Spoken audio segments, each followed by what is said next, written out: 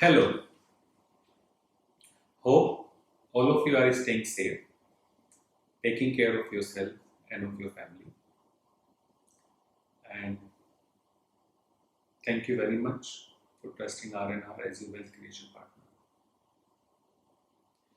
So, if I have to ask you a simple question, uh, what is that one thing which all of us, or at least most of us, feel is not enough in this world? And I'm sure the reply would be money. I understand if you are having the same discussion in a spiritual life, the answer would be many. Some would say love, some would say care, some would say happiness, some would say um, feeling of someone you have around you all the time. But coming back to the topic, since we are having this discussion in worldly life, the answer would be money, if not for all, for many. But if I have to tell you, uh, in last few months itself, since the beginning of this crisis, which all of us are witnessing from last few months, US has infused more than $3 trillion. And just for the sake of better understanding, $1 trillion is more than 60 lakh crore, almost 70 lakh crore rupees.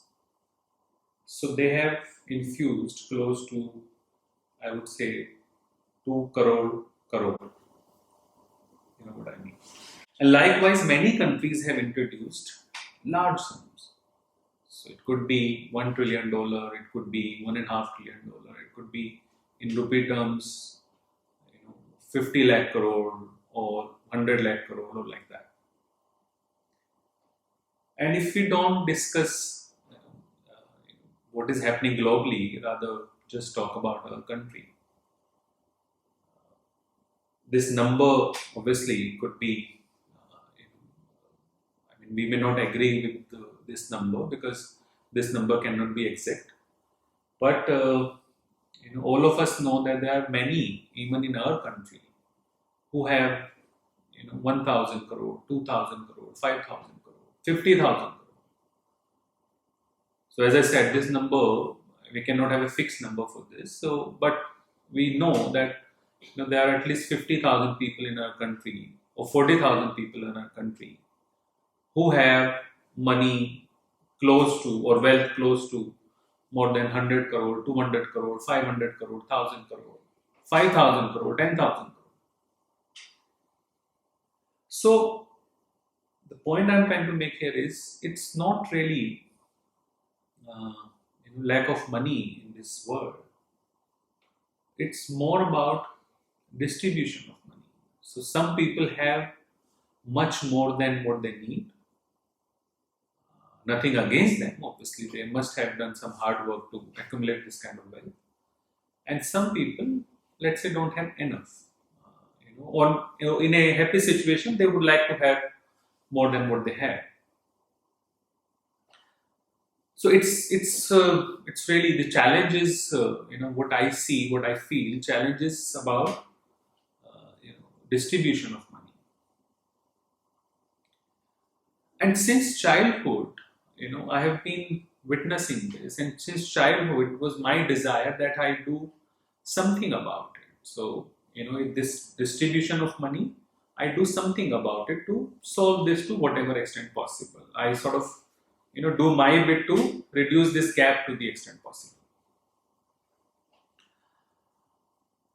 After finishing my studies, my professional degrees in India, I did my LLB and CS Company Secretaries in 2004-5. After that, I decided to pursue higher studies in the UK. And there I finished my MBA in 2006. After finishing MBA in 2006, I joined a company as financial analyst because I have always liked data, number analysis. So my company was not into stock market or stock market related business. But yeah, I joined that company as a financial analyst.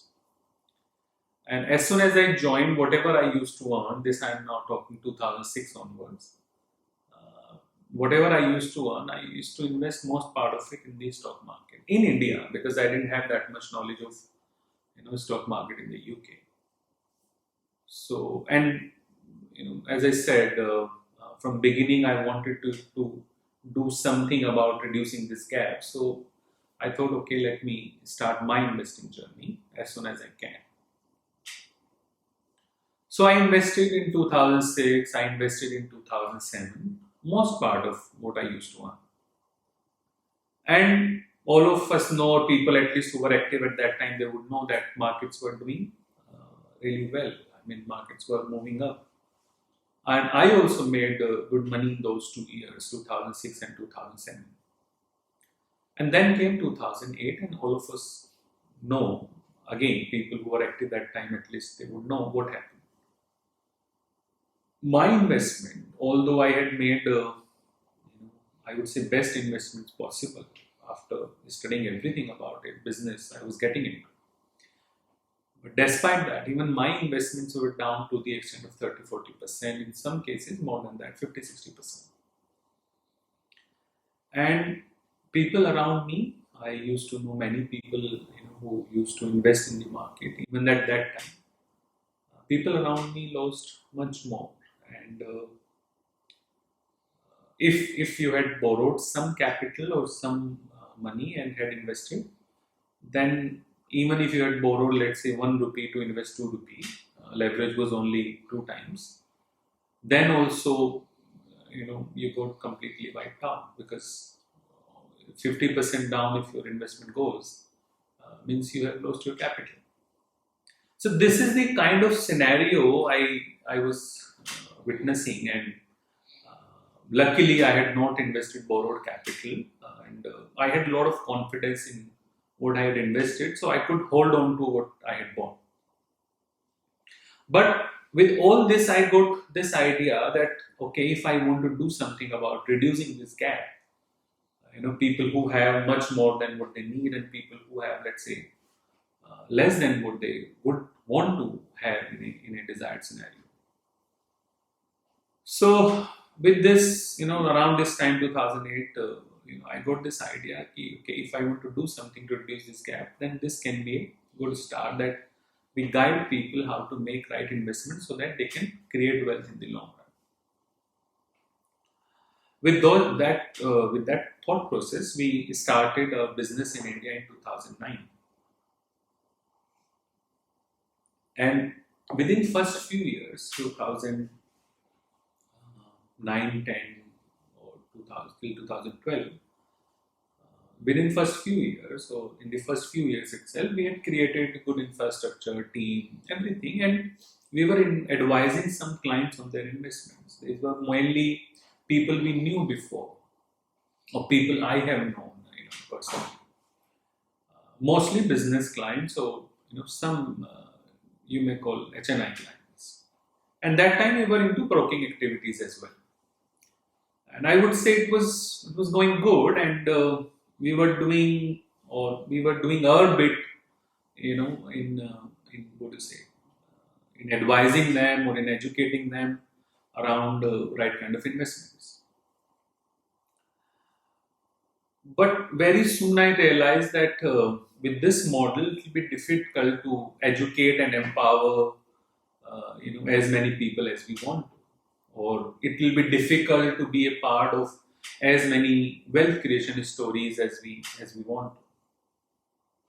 So we started working on creating a more structured solution. And if I may say, we started working on creating R&R around 2014, or first half of 2015, around that time. We were doing our business as routine, what we were doing earlier, but yeah, around this time we started creating R&R so that we can provide a more structured solution to a larger base.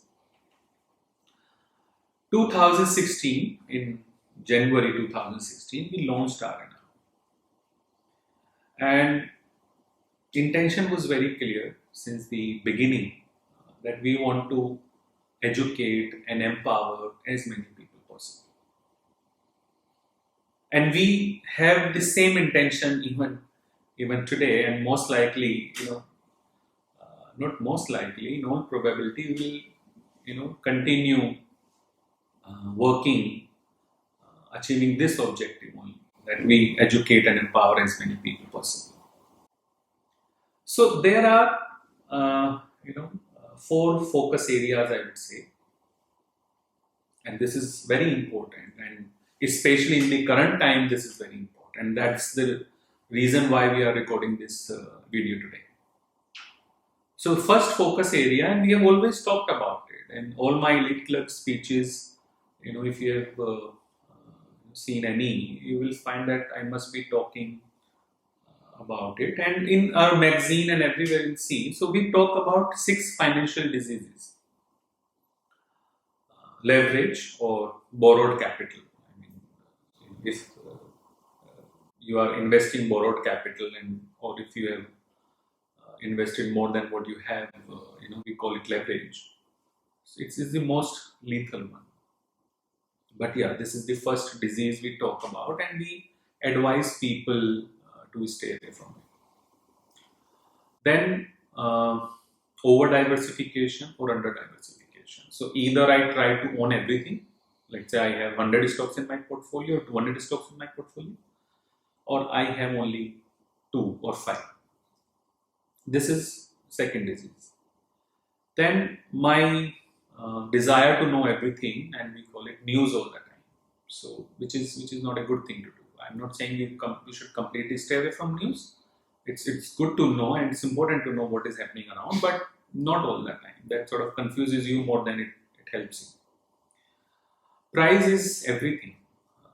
People or investors, they track price movement more than anything else, right? So, and it's not like that. I mean, price is not everything. There's this. You need to know more about a business if you really want to become a true and successful investor. No time to read.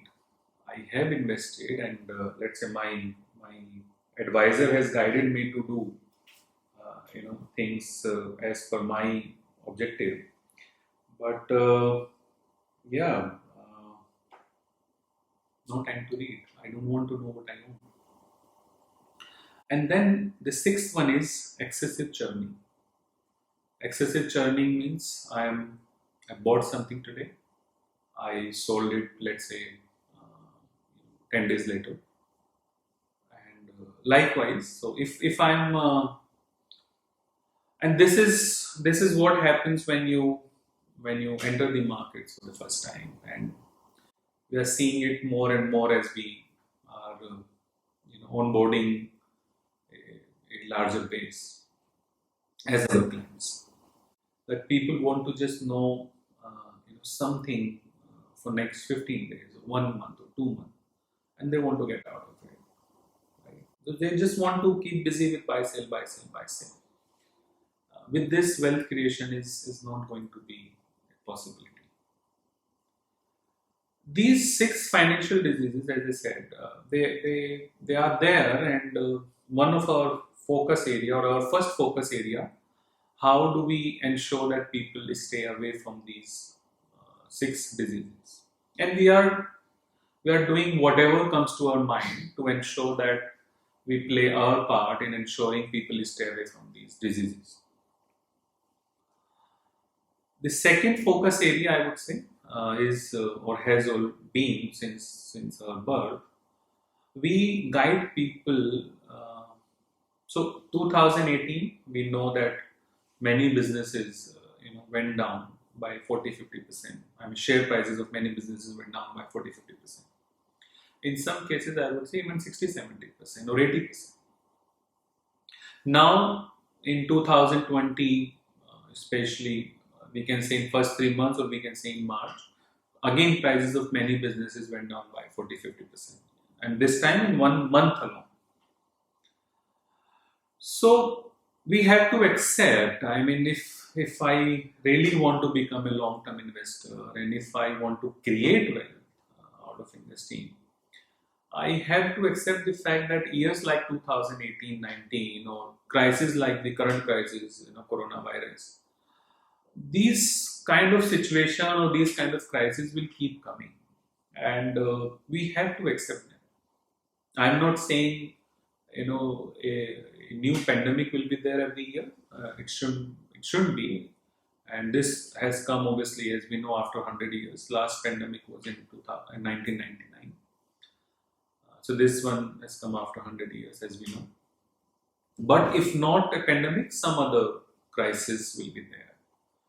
So it could be every third year, fourth year, fifth year, we'll see some or the other crisis or some or the other situation which will take share prices down by 40, 50, 60%.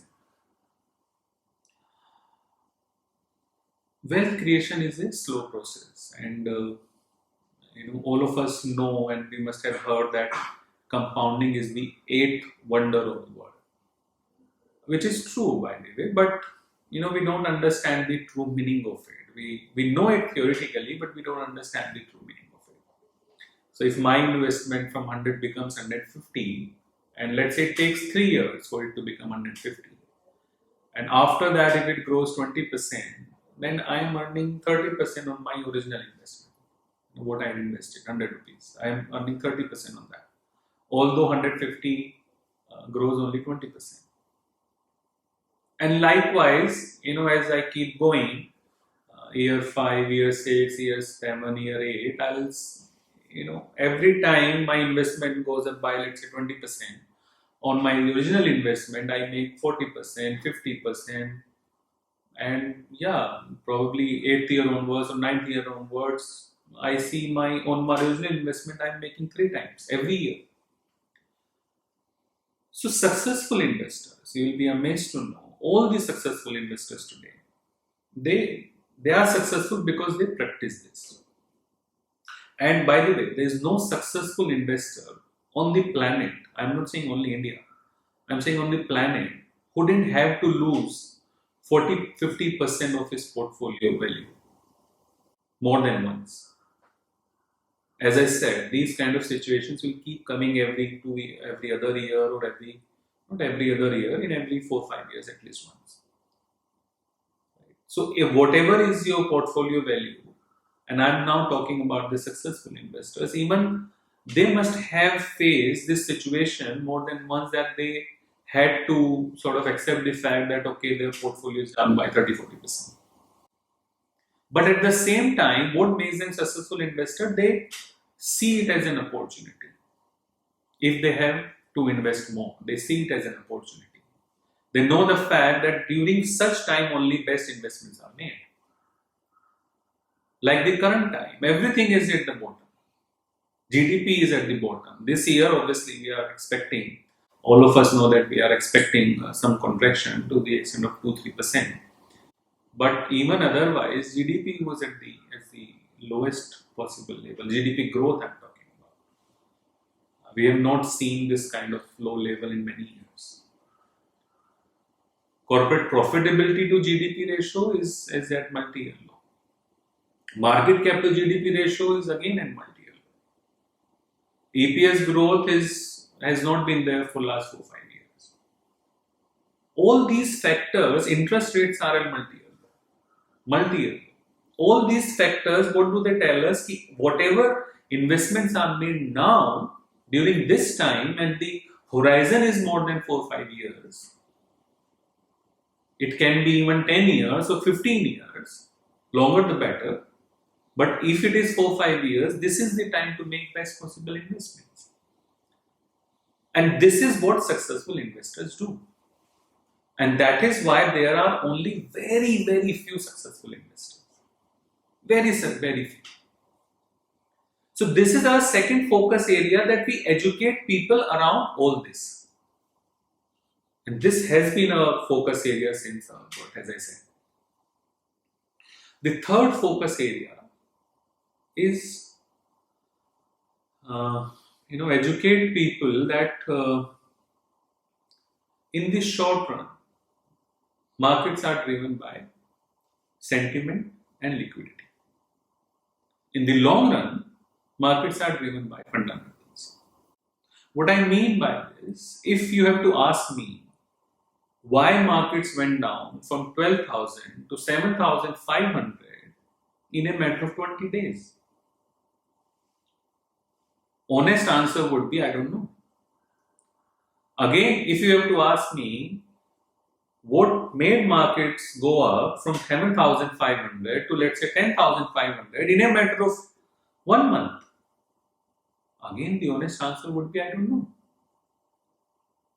Because nothing has, you cannot give it any logic or any analysis to justify markets went down by to the extent of 40% in 20 days and again moved up by close to 40% in a matter of another 1 month. The only logic which can be given and which is there is sentiments were very, very negative in March. Very negative. And liquidity was not there. I mean, people were more interested in selling. And as we know, FI figures, 65,000 crore was selling was done by FIs in March alone. And this I am saying only equity cash.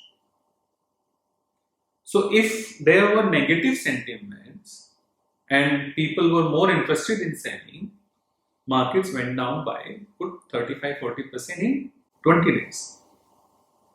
Now what has changed? Nothing really, because even that, in March, we were expecting India to grow at 2%. Most of the estimates were suggesting that, okay, because of this pandemic, we will not be able to grow at 7% as projected earlier, but we will still be able to grow at, let's say, 2%. 1.5% to 3% was the range in March or till end of March. Now this range is -2% to -5% GDP growth in the current year. That time we were talking about EPS growth of, let's say +5% or flat growth. Now we are talking about, and range is very wide. Now EPS estimates for the current year FY21, right? The range is very wide. Some people are saying it could be as low as 300, 350. The most optimistic figures are close to 400, 450. So ranges, if you see from 300 to I would say 450, which means degrowth of anything between 10% to even much more than that is possible. And this is now I am saying right now the estimates are these. So if you see that time estimates were projecting a higher growth and a lower EPS degrowth. Now estimates are projecting a bigger GDP degrowth and bigger EPS degrowth, but still markets have moved up. Why? Because markets, as I said, in the short run are driven by sentiments and liquidity. So now probably sentiments have become little more positive. Now people are not as scared of the pandemic as they were earlier. Now somehow they have got this belief that most of the countries will be able to deal with it, including India. Now probably they have this confidence that companies will be able to deal with it. Okay, they will have some degrowth in one particular year, let's say in current year, so be it. Next year they will again have growth. So all we are supposed to do as investor, let's stop looking at FY21, which is the current year, and look at FY22, which most of the investors and long-term investors are doing currently. And the moment you start looking at FY22, because of a lower base, because of degrowth, the upside looks huge. In FY22, then we don't have a precise estimate for FY21, but yeah, whatever figure we take, 350, 400, any EPS number we take for this year, the next year growth will be as high as 30%, 40%, it could be even 50% EPS growth in FY22. So now people are more interested in looking at FY22 and they have already discounted FY21. Now this sentiment could change again, some new information, and we may have markets going down to again, let's say, on a 10% from here, right? Or they may not go down. What I'm trying to So this, as I said, this has been our third focus area, that instead of trying to understand all this and effect of all this in the short run, which is very difficult because in the short run markets are driven by sentiments and liquidity, why not look at the longer or a bigger picture or a larger picture? So instead of, and in the long run, markets are driven by fundamentals. I'm sure all of us would know that if a company grows 20% every year, if let's say a company's growth from 100 rupees PAT to 400 rupees PAT, PAT growth from 100 is 400 or 300% PAT growth is there in a matter of 4, 5, 6, 7 years, then that company share price has to move up by 4, 5 times.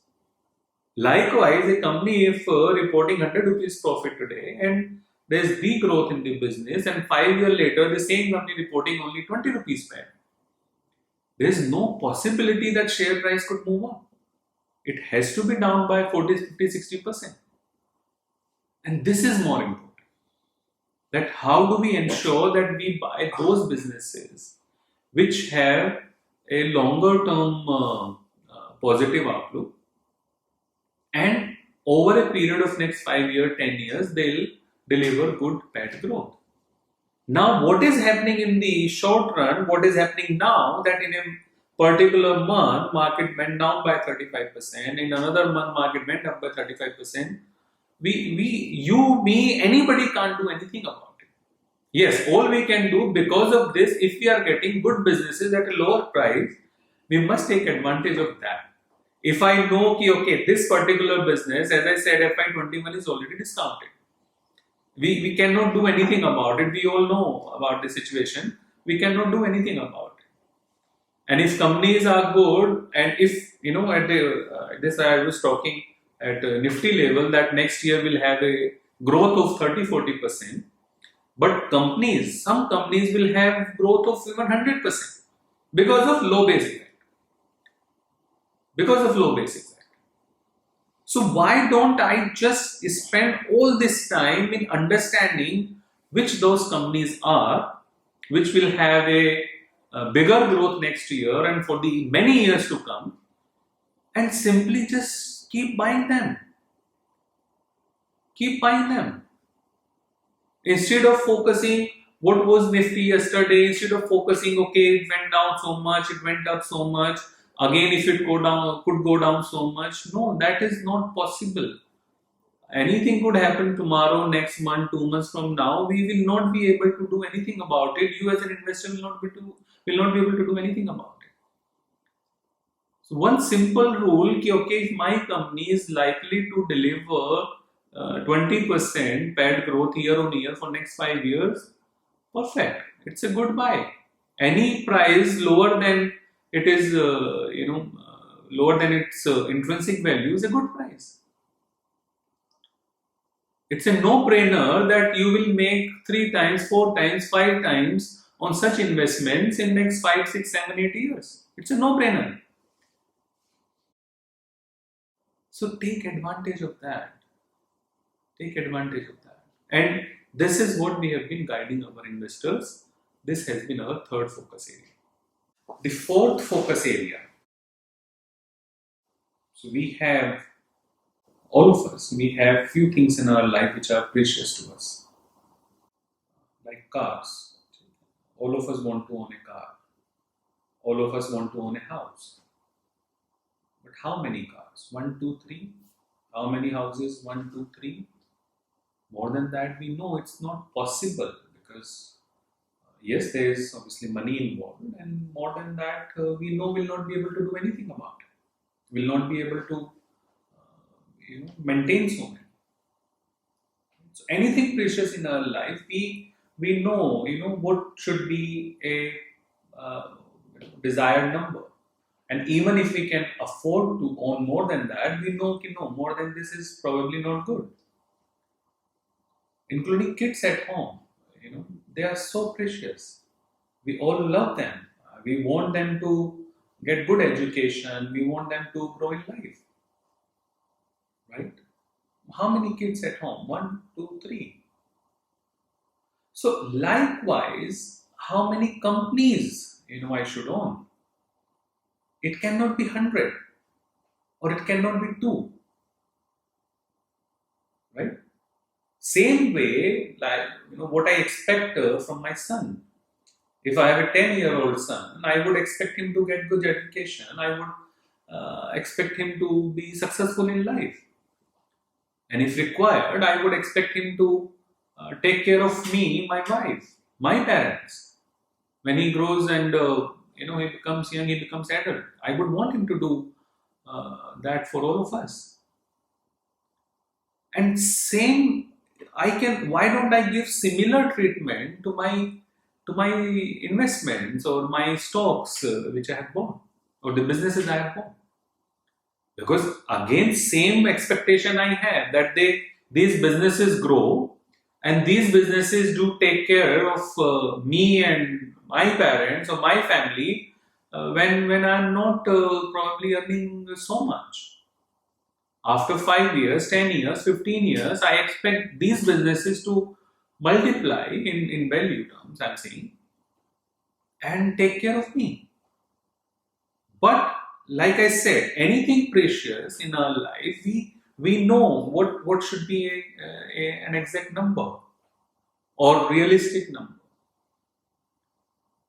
This is something we try to educate people around it, that even if you can own shares worth X amount, you don't have to necessarily buy everything. Don't have to necessarily buy everything. You need to buy only as many which you can keep track of. And yes, most important, doesn't matter how much investment how much research you do, how much reading you do. There will be few investments you have to be willing to book some loss and buy another more compelling investment or more compelling business. You have to keep making that shift. That okay, I had thought this particular business would do well. Will continue delivering good upside. Will continue delivering, let's say, 20% growth on profit every year. But XYZ reason, and now I don't have the same view on this business. I should move this investment, even if I am to book some loss, I should move this investment from let's say, this business to some other business. And I will be able to do this only if I have only as many I can keep track of. If I give every business the same treatment as I am giving to other precious things in life. So these are the 4 focus areas. Every time you meet me, every time you talk to me, every time you watch a video from me, these 4 focus areas, in some form or the other, I'll be talking only about these 4 focus areas. Because I know if we could educate people around these 4 focus areas, we'll be able to achieve what we intended to achieve. We'll be able to reduce this gap to some extent. We'll be able to be part of so many wealth creation stories.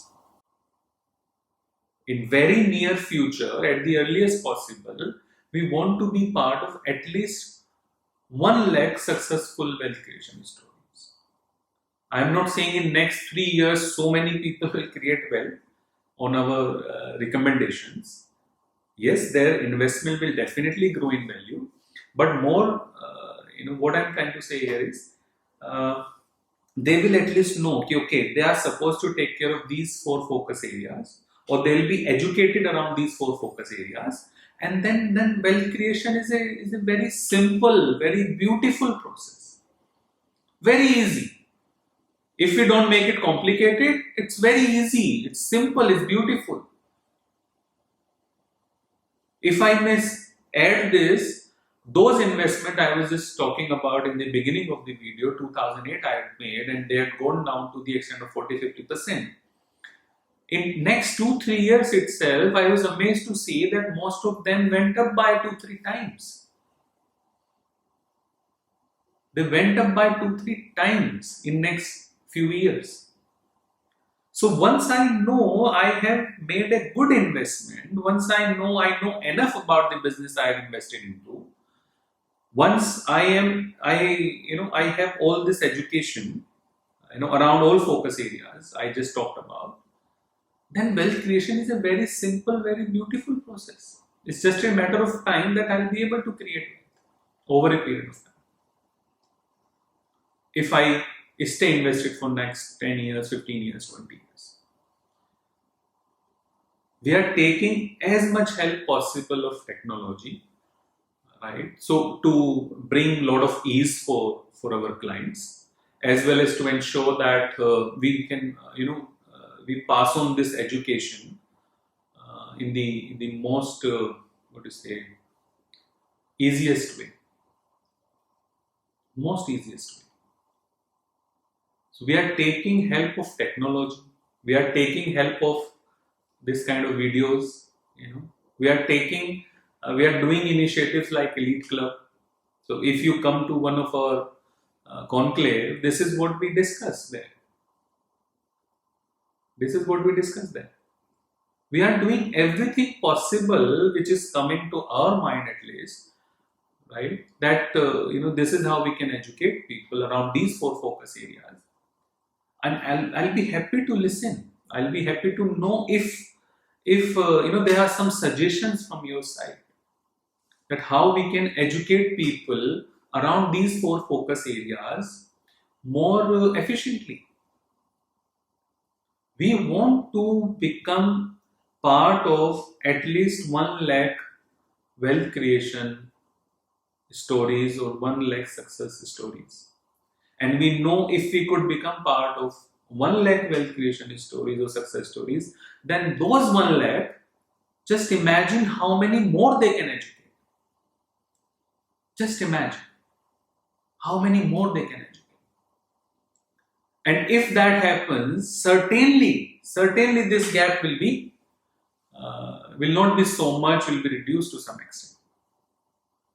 Will not have only as many successful investors, will have many more. And more importantly,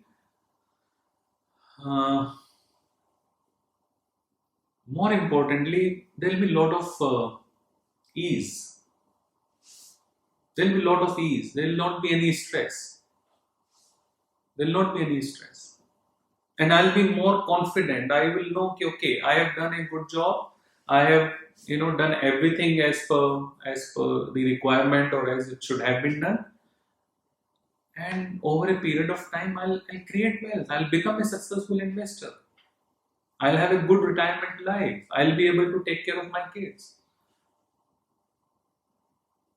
So any good suggestions from your side, please do write back to me. And as I said, we will continue focusing on this and be a part of at least 1 lakh wealth creation stories or success stories at the earliest possible. That is our aim. And with your help, your support, this dream can be a reality very soon. Thank you very much.